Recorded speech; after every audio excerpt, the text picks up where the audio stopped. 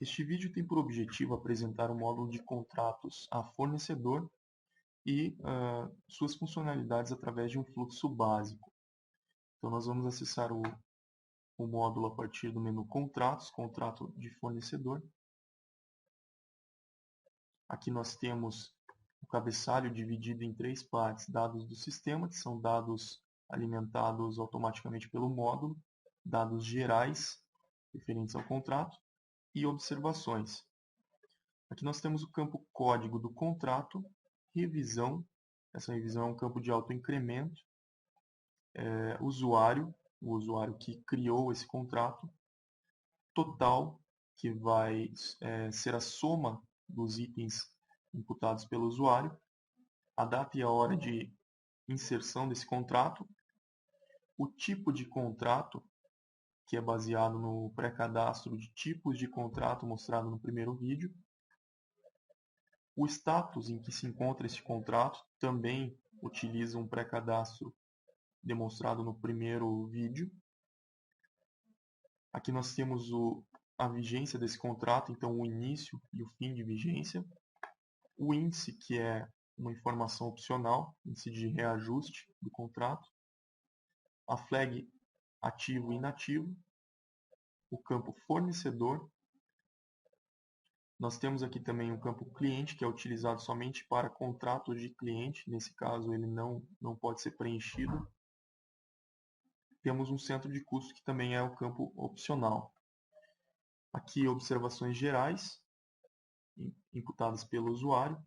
Esse campo de rescisão, que nós somente preenchemos quando existe um contrato rescindido. E o campo documento, que pode ser armazenado documentos como PDF ou .doc, alguma coisa assim. Então vamos utilizar o sistema a partir da inserção num contrato. Vou colocar aqui um código qualquer para esse meu primeiro contrato, um índice de reajuste de 5%, por exemplo. Eu vou colocar a vigência dele da data atual até, vamos colocar aqui até, por exemplo, 31 de dezembro. Selecionar um fornecedor qualquer e o tipo de contrato, que é a aquisição de serviço de fornecedor. Ok. Quando eu inseri esse contrato, o sistema já preencheu automaticamente essas informações aqui. Fica a nosso critério colocar um centro de custo, observações adicionais e vincular algum documento que seja relevante a esse contrato. A gente salva o cabeçalho e insere os itens que pertencem a esse contrato. Então eu vou colocar dois itens aqui. Primeiro, vamos supor que tem um valor de R$300, quantidade 2.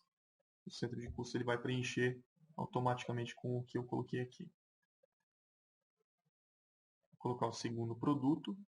Vamos colocar um valor de R$250, quantidade 4, por exemplo. E o centro de custo ele também preenche automaticamente. Nós temos aqui um campo custo fixo. Esse custo fixo ele indica que o valor colocado em contrato não pode ser alterado depois que o pedido for gerado. Então, se eu marcar essa flag, o sistema não vai deixar eu alterar o valor desse pedido aqui depois que eu gerar o pedido. Ok. O próximo passo, depois de montado o cabeçalho e os itens pertinentes a esse contrato, é ativar o contrato através do menu Revisão Ativar. Então ele passa a marcar essa flag e nós podemos enviar para aprovação. Outra opção é gerar uma nova revisão desse contrato.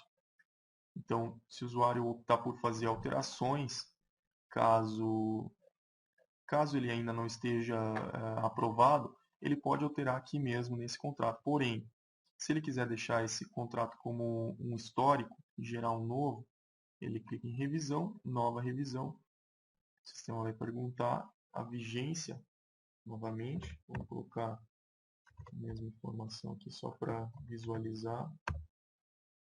12 de 2020. Ok. Então o que o sistema fez? Ele gerou um contrato idêntico ao anterior, porém com a revisão 2 e inativo. Se a gente voltar aqui, a gente vai ver que o outro contrato ainda está ativo e ele continua da mesma forma como a gente deixou. Então vamos voltar para a revisão 2 e vamos ativar a revisão 2. Automaticamente ele desativa a 1. E agora a gente vai enviar para aprovação. Workflow enviado para aprovação com sucesso. Nós vamos fazer a aprovação aqui mesmo dele. Salvar. Ok, aprovei. Agora, quando eu voltar aqui no contrato, ele vai estar com outro status, no caso aprovado, eu já posso gerar os meus pedidos de compra que podem ser visualizados, inclusive, nessa previsão. Essa previsão ela é feita por item. Então, aqui eu tenho o total, que é 2, é uma quantidade de 2 vezes R$300, me dá um total de 600, gerando uma previsão de compra para o dia 30/3, 30/4, 30/5 e assim por diante, até o fim da vigência do meu contrato. Ou seja, eu tenho o contrato do dia 30/3 a 31/12, ele vai gerar uma compra para cada mês. Eu posso alterar também essa informação aqui.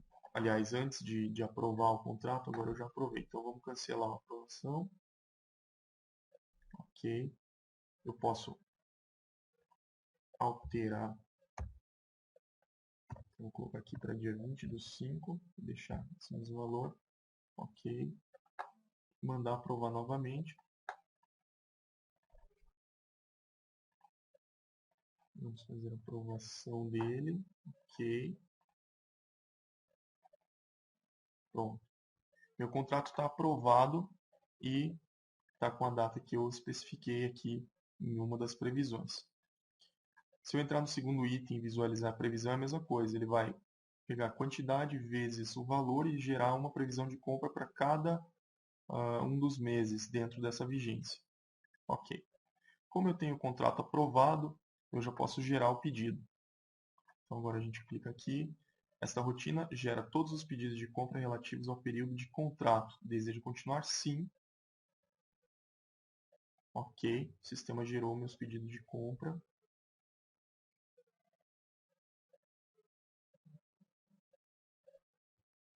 Então aqui dentro do módulo de pedidos, eu posso verificar que ele já veio como aprovado, pois isso está em contrato. Amarrou a observação pedido gerado conforme contrato CTR 001/2, que é a revisão dele. E ele gerou uma previsão de compra aqui de acordo com o que eu estipulei. Se a gente pegar aquele primeiro item de R$300, a gente vai ver que para o mês de maio ele veio com a data de 20/5, porque eu alterei a previsão de compra dele, lá no contrato mesmo. A origem vem marcada como contrato e as informações são repassadas todas para o pedido. A partir daqui, o usuário pode abrir o módulo de entrada de notas e fazer a baixa desses pedidos aqui sem problemas. Voltando para o contrato de fornecedores, nós ainda temos duas outras funcionalidades, que é a prorrogação do contrato e a aplicação de reajuste conforme o índice. Outra questão interessante de visualizar nesse contrato é o histórico. Tudo que foi feito aqui, desde a ativação, aprovação de workflow, cancelamento, aprovação de workflow novamente e atualização do pedido de compra, é armazenado num histórico que posteriormente pode ser consultado. Inclusive, essas funcionalidades também.